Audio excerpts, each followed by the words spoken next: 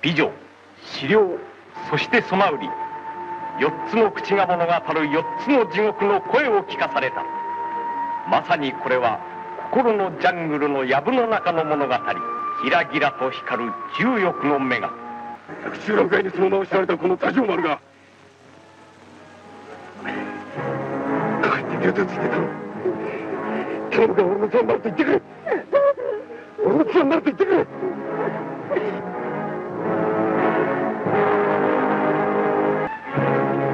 私は今闇の中にいる。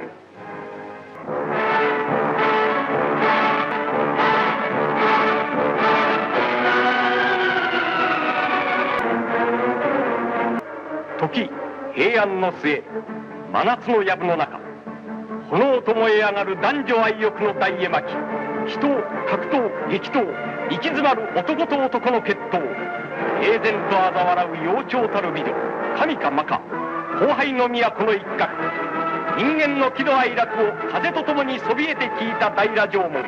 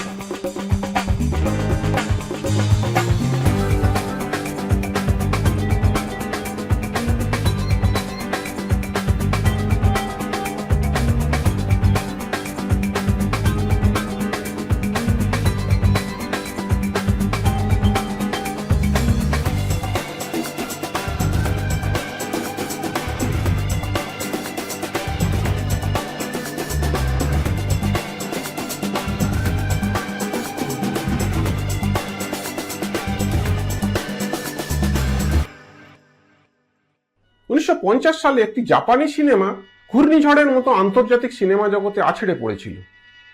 এটি ছিল জাপানি ডাইরেক্টর আকিরা কুরোসাওয়ার ক্যারিয়ারের একদম প্রথম দিকের একটি সিনেমা। তখনও তিনি একজন বিশ্বের সেরা পরিচালক হিসেবে স্বীকৃতি লাভ করেননি। একটি ছোট জাপানি স্টুডিও অনিচ্ছাকৃতভাবে কুরোসাওয়াকে এই সিনেমাটি করতে দিয়েছিল। সিনেমাটি তাদের এতই অপছন্দের ছিল যে ক্রেডিট টাইটেল থেকে কুরোসাওয়ার নামটা বাদ দিয়ে দেওয়া হয়েছিল। কিন্তু পরে এটি ভেনিস চলচ্চিত্র উৎসবে গোল্ডেন লায়ন জিতে নেয় এবং বলতে গেলে এই সিনেমাটি সর্বপ্রথম জাপানি চলচ্চিত্র জগৎকে পাশ্চাত্যের কাছে উন্মুক্ত করে দেয়।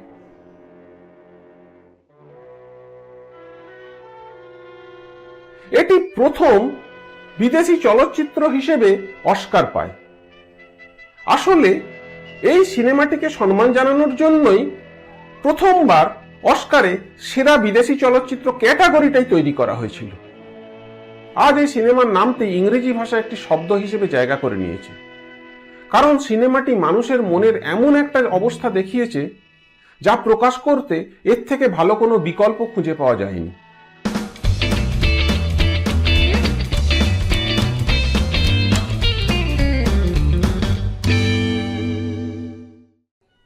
আকিরা কুরোসাওয়ার রশমন বিশ্বজুড়ে চলচ্চিত্র নির্মাতাদের ওপর ব্যাপক প্রভাব ফেলেছিল।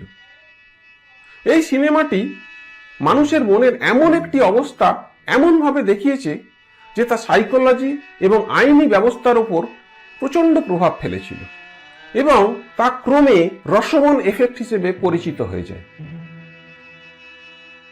কি এই রশমন এফেক্ট? এই সিনেমার একটি চরিত্র একসময় বলে, it's human to lie. Most of the time, we can't even be honest with ourselves. আমরা সব সময় নিজেদের বাঁচানোর জন্য, নিজেদের ভালো দেখানোর জন্য মিথ্যে কথা বলি। এমনকি অনেক সময় আমরা নিজেরাই নিজেদের মিথ্যে বোঝাই। এটাই মানুষের বৈশিষ্ট্য। ব্যাপারটা আমি একটু বুঝিয়ে বলি। ধরুন একটা অপরাধ ঘটেছে যেখানে একাধিক প্রত্যক্ষদর্শী পাওয়া গেছে। এখানে রশমন এফেক্ট দেখা যাবে যদি তিনটি কন্ডিশন ফুলফিল হয়। প্রথমত, সাক্ষীদের প্রত্যেকের বক্তব্য পরস্পর বিরোধী হতে হবে। দ্বিতীয়ত, সাক্ষীদের বক্তব্য ছাড়া সত্যতা প্রমাণের দ্বিতীয় কোনো রাস্তা থাকবে না। এবং তৃতীয়ত ঘটনাটি এমন সিরিয়াস হতে হবে যে বিচার করে তার মীমাংসা করতেই হবে, ছেড়ে দেওয়া যাবে না। রসমন এফেক্ট দুটি কারণে ঘটে: আমাদের ব্যক্তিগত প্রয়োজনে পক্ষপাতিত্ব এবং আমাদের মস্তিষ্কের স্মৃতি ধারণ ক্ষমতার ব্যর্থতা। ব্যাপারটা ভালো করে বুঝতে হলে আমাদের সিনেমাটা দেখতে হবে। তাই এবার আমি সিনেমার কথায় আসব। তবে প্রথমেই বলে রাখি, সিনেমাটা প্রথম দেখলে যতটা সহজ বলে মনে হবে আসলে কিন্তু ততটা সহজ নয়। আপনারা যদি ইন্টারনেটে রসমন বা রসমন এফেক্ট বলে সার্চ করেন তাহলেই বুঝতে পারবেন ব্যাপারটা কতটা গভীর আর এর প্রভাব কতটা। ইউটিউবে প্রচুর লোক তাদের মতো করে সিনেমাটির ব্যাখ্যা দেওয়ার চেষ্টা করেছে, তবে আমি এখানে কোনো রকম নিজের মতামত রাখবো না। শুধু সিনেমায় কি দেখানো হয়েছে তা কিছুটা বলবো। জাপানি লেখক রিউনোসুকে আকুতাগুয়ার দুটি ছোট গল্প ইন এ গ্রোভ এবং রসমন থেকে কুরোসাওয়া তার এই সিনেমার চিত্রনাট্য তৈরি করেন। গল্প শুরু হয় এক বর্ষণক্লান্ত দিনে এক ভাঙাচোরা গেট হাউসে, যার উপর সাইনবোর্ডে লেখা রয়েছে রসমন, অর্থাৎ শহরের প্রবেশদ্বার। দেখা যায় দুটি মানুষ বৃষ্টি থেকে বাঁচতে সেখানে আশ্রয় নিয়েছে। তারা কিছু ভাবছিল। এক সময় তাদের মধ্যে একজন বলে ওঠে, আমি বুঝতে পারছি না, আমি ঠিক বুঝতে পারছি না।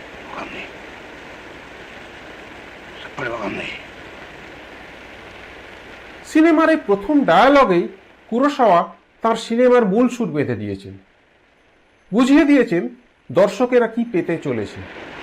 এমন সময় বৃষ্টি থেকে বাঁচতে এক তৃতীয় ব্যক্তি দৌড়ে এসে সেখানে উঠল।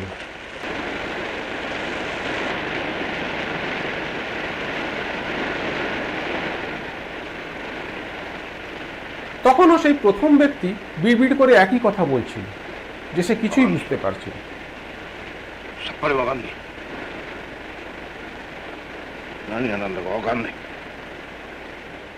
নতুন লোকটি যখন তাকে জিজ্ঞেস করলো যে সে কি বুঝতে পারছে না, সে বলল এমন অদ্ভুত গল্প সে কোনোদিন শোনেনি। আগ্রহী হয়ে সেই তৃতীয় ব্যক্তি ব্যাপারটা কি জানতে চাইল।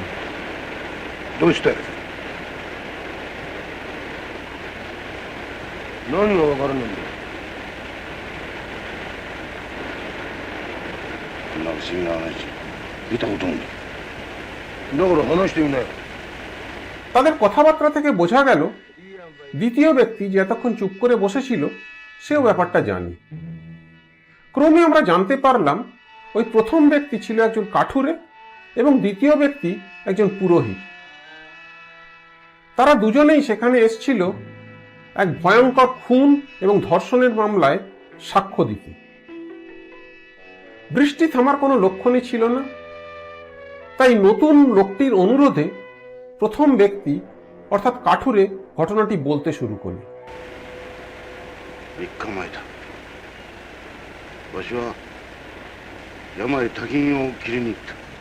3 দিন আগে ওই কাঠুরে জঙ্গলে কাঠ কাটতে ঢুকেছিল। জঙ্গলে সে এক এক করে একটি মহিলাদের টুপি ও ওড়না,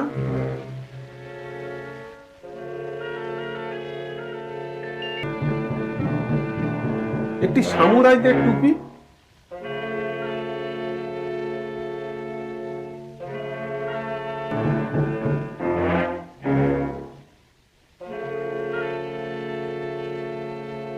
এবং কিছু কাটা দড়ির টুকরো দেখতে পায়। আরো একটু এগিয়ে জঙ্গলের ভেতর সে একটি মৃতদেহ আবিষ্কার করে।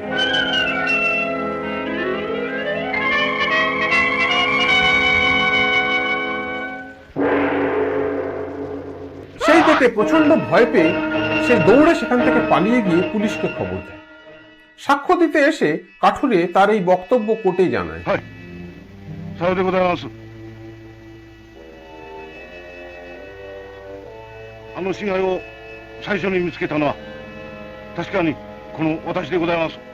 এরপর ওই পুরোহিতকেও সাক্ষ্য দিতে দেখা যায়। সে জানায় 3 দিন আগে সে ওই মৃত ব্যক্তিকে রাস্তা দিয়ে যেতে দেখেছিল। সে ছিল এক সামুরাই, তার সঙ্গে ছিল তীর ধনুক এবং তরোয়াল।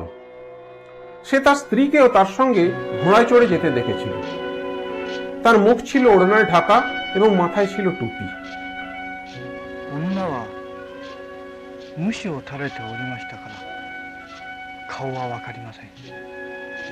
এবার কোর্টে এক পুলিশ সাক্ষ্য দেয় যে তাজোমারু নামে এক কুখ্যাত ডাকাতকে দুদিন আগে নদীর ধার থেকে ধরেছে। この私が絡め取りました男は多条丸とも、はい、洛中洛外に噂の高い盗賊の多条丸でございます。 যার কাছ থেকে ওই মৃত সামুরাইয়ের ঘোড়া, তরোয়াল এবং তীর ধনুক পাওয়া গেছে। 黒塗りのエビだ。鷹の羽の背の17羽、顔を巻いた羽、それから足毛の馬。これは皆殺されたあの男が持っていたものでございます。はい、 পুলিশের পর ওই দস্যু তাজোমারু তার সাক্ষ্যতে বলে সে 3 দিন আগে যখন রাস্তার ধারে বিশ্রাম করছিল সে ওই সামুরাই এবং তার স্ত্রীকে দেখেছিল।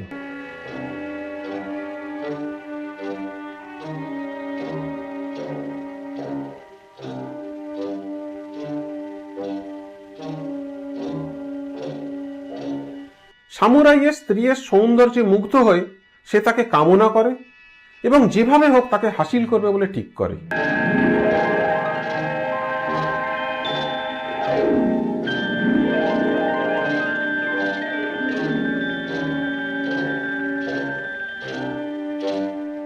এরপর সে সামুরাইকে লোভ দেখিয়ে জঙ্গলে নিয়ে গিয়ে বেঁধে ফেলে।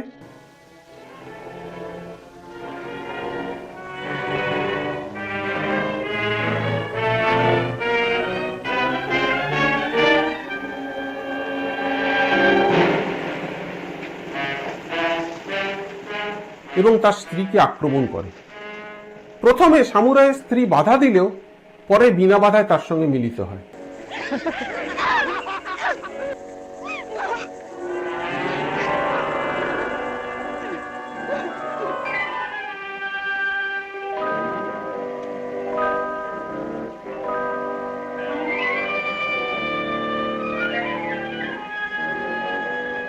এরপর সে যখন সেখান থেকে চলে যাচ্ছিল তখন সামুরাইয়ের স্ত্রী তাকে বলে যে এই অবস্থায় তার স্বামী এবং তাজোমারু দুজনেই একসঙ্গে বেঁচে থাকতে পারে না, তাই তারা দ্বন্দ্বযুদ্ধ করুক, শেষ পর্যন্ত যে বেঁচে থাকবে সে তার সঙ্গে যাবে।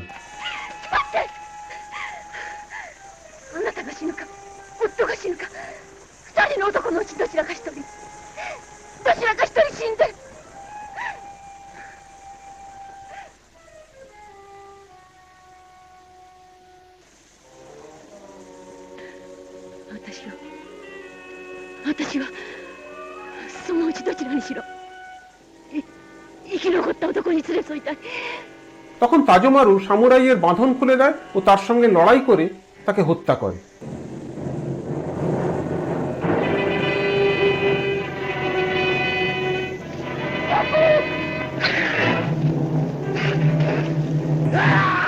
কিন্তু এর মাঝে সামুরাইয়ের স্ত্রী সেখান থেকে পালিয়ে যায়।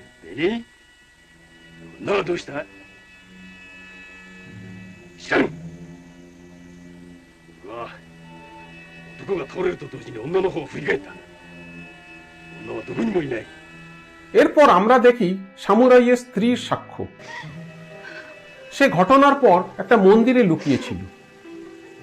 সে বলে তাজোমারু তাকে নৃশংসভাবে ধর্ষণ করার পর তার স্বামীর তরোয়ালটা নিয়ে সেখান থেকে চলে যায়।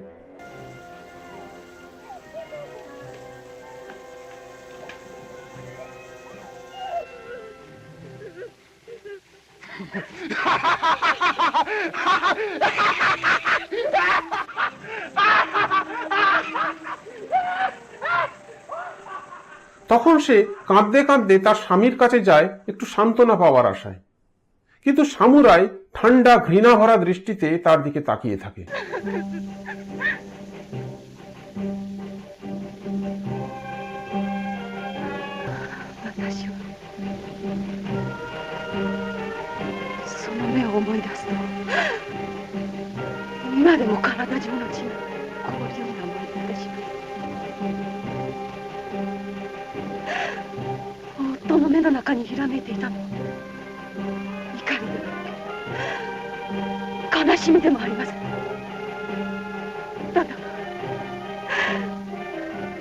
で私を蔑んだ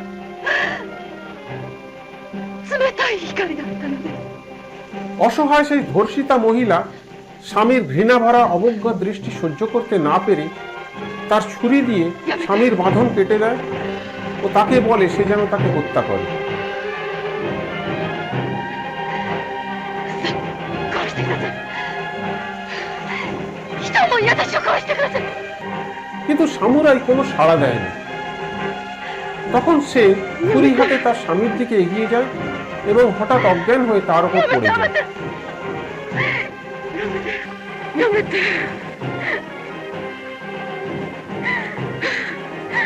やめてやめて তারপর যখন তার জ্ঞান ফেরে সে দেখে ছুরিটা তার মৃত স্বামীর বুকে ঢোকানো। 気がついて見回したとき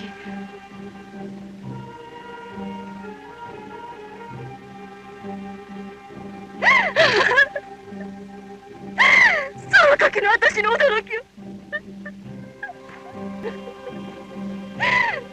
事切れた夫の胸の上で私の担当が冷たく光っていたのです。 এরপর আমরা দেখি কোর্টে এক মহিলা ওঝার মাধ্যমে মৃত সামুরাইয়ের আত্মার সাক্ষ্য গ্রহণ করা হয়।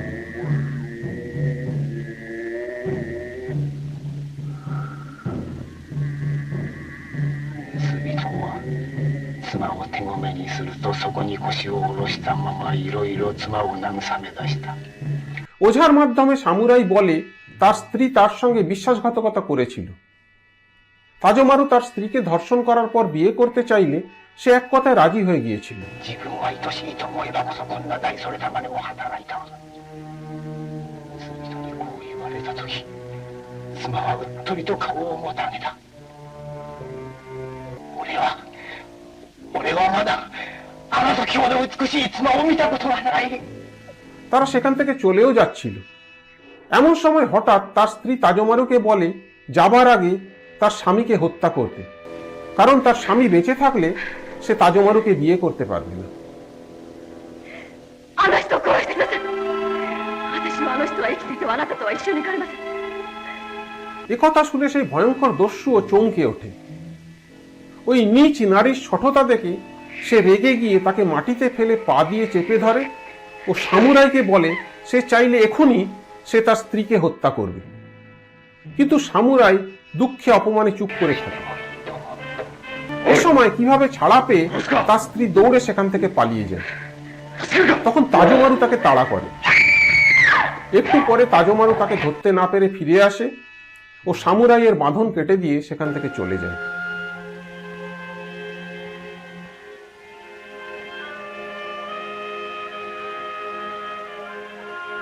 এরপর দুঃখে অপমানে সামুরাই তার স্ত্রীর পড়ে থাকা ছুরিটি তুলে নিয়ে আত্মহত্যা করে। এই অবধি অতীতের ঘটনা দেখার পর কাহিনী আবার বর্তমানে ফিরে আসে। গল্প থামিয়ে কাঠুরে হঠাৎ বলে সামুরাই মিথ্যে কথা বলছে, কারণ পুরো ঘটনাই সে নিজের চোখে দেখেছে, যা সে কোর্টে বলেনি। 嘘だ嘘だ、男の胸に担当など刺さってはいなかった。あの男はタツで刺されたんだ。 গল্প আরো কনফিউজিং হয়ে যায়। আমরা বুঝতে পারি না কে সত্যি বলছে আর কে মিথ্যে, আর তাদের মোটিভই বা কি, কারণ তারা প্রত্যেকেই বলছে যে তারা নিজেরাই খুনি। এটাই হলো আইডিয়াল রসমন এফেক্ট। গল্পের আউটলাইন আমি বলে দিলাম, অবশ্যই ডিটেলস বাদ দিয়ে। গল্পের শেষে সত্যিটা জানা যাবে নাকি আপনাদের অন্য কিছু উপলব্ধি হবে তা আমি এখানে বলছি না। এই ধরনের ঘটনা কিন্তু বাস্তবে আদালতে প্রায়ই আসে, যার সমাধান করতে হয় বিচারকদের। সিনেমায় দস্যু তাজোমারুর ভূমিকা অভিনয় করেছেন বিখ্যাত জাপানি অভিনেতা তোশিরো মিফুনে। সামুরাইয়ের ভূমিকায় মাসায়ুকি মোরি, তার স্ত্রীর ভূমিকায় মাচিকো কিও ও কাঠুরের ভূমিকায় তাকাশি শিমুরা। আকিরা কুরোসাওয়ার রসমন সত্যজিৎ রায়ের উপর গভীর প্রভাব ফেলেছিল। অ্যান্ড্রু রবিনসন তাঁর লেখা সত্যজিৎ রায়ের আত্মজীবনী সত্যজিৎ রে দি ইনার আই বইতে উল্লেখ করেছেন রসমন সত্যজিৎ রায়কে প্রথম সিনেমার ব্যাপারে আগ্রহী করেছিল। তিনি একটানা পরপর 3বার ছবিটি দেখেছিলেন এবং ফিল্ম মেকিং এর প্রত্যেকটি বিষয়ের ওপর কুরোসাওয়ার নিয়ন্ত্রণ দেখে মুগ্ধ হয়েছিলেন। সত্যজিৎ রায় রসমনকে মাস্টারপিস মনে করতেন। এই সিনেমাটি পরে তার কাজেও প্রভাব ফেলেছিল। আজ আমি শেষ করলাম। সিনেমাটি দেখে অবশ্যই আপনাদের মতামত জানাবেন। ভালো থাকবেন। কিছুদিনের মধ্যেই ফিরে আসছি পরের সিনেমা নিয়ে। আপাতত বিদায়।